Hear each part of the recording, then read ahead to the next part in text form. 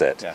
And what you're looking for is the first time the dog sits after you say sit, but before you lure him. So he's anticipating. Yeah, if you do this, Rover sit, it'll take forever for the dog to learn the meaning of the word because he's focusing on the movement.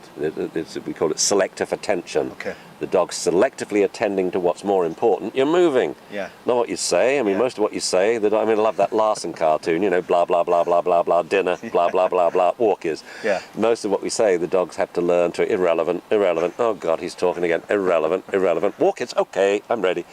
Yeah. So, anyway, another one I love doing is put the dog in a downstay, and then I ask the owner to lie down on the ground in a straight line on their back with the hands across their chest. So like they're in a coffin, dog's in sphinx position, 2 inches between their head and the dog's head. Well, the first thing it demonstrates with about half the dogs, the owner can't get down on the ground without the dog breaking the stay. And so I then make the point, if the dog won't stay in a stay, when you get on the ground, what makes you think he'll do it when kids are on the ground? Yet we tell him to downstay when kids are around. Ain't going to work unless you've done the training. But when they say Rover sit, what do the dogs do? It's really funny. Like a Newfie will go and do what you're doing, sleep. A Malinois or a Border Collie would jump in the air, come down your chest, lick your eyeballs out.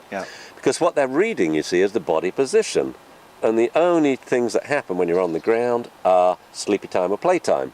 And that's why your Labrador wrecks your picnic. So if you want a dog to lie down when you're down, you've got to train him. So you've got to train a dog in every conceivable situation, body position, for you and the dog. You've got to tell the dog to sit when he's looking at you in front, the most common thing, or at heel, but also when his back's turned, when he's walking away from you, running away from you, when he's in the kitchen, the living room, outside, when he's outside with other dogs present, and so on and so on. And that can be a lot of work. Well, again, I'm always, you see, I'm really lazy. I like things being done, I have no patience.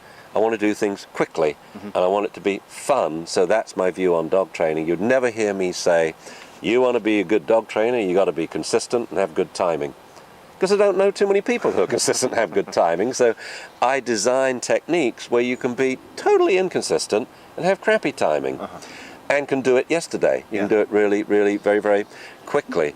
So there's 2 exercises where we can do this, and one is when your dog is off leash and playing with other dogs, every minute or so you say Rover sit. Well, he's always in a different place, different situation, body position, so on. Sit, go play. Sit, go play. Sit, go play. And when you're walking your dog, every 25 yards, have him sit and look at you. That's it. And you've pretty much covered most things there. If I then say... And that's because the environment is changing as you're walking. It's totally different as you walk. Every time you do it, so if you did a 3-mile walk and every 25 yards you had the dog sit, I mean, that would be, nearly 300-odd training sessions per walk. Really, really cool. But each one in a different situation. Some outside a children's school ground, outside a soccer pickup game, football pickup game, quiet leafy street with squirrels. You get it? So now the dog suddenly realizes, oh, you mean sit always means sit. But it takes a long time. But using those 2 things, which to me are living with the dog. Your dog's playing and you're walking, but now you integrate training into those activities, and so the 2 activities are reinforced. I mean, the sit is reinforced by those 2 activities, which are the biggest things in the dog's life. The 2 biggest rewards you can give. I mean, even it's kind of ironic that, about now, so when was it, 71, I reintroduce like food and toys in training, because it was totally gone. Training was boring and horrible. Ignore the dog as a year old, put him on leash and jerk his neck off without telling him what you want to do. It's a difficult way to learn. But ironically, I would say now people are using too much food. They didn't realize the point of food is because owners have no affect. Most owners are like, hey, come, sit. So you tell them, stand still, chill, relax, put food in your hand. Now say, Rover, come, wiggle the food. Look, the dog's come.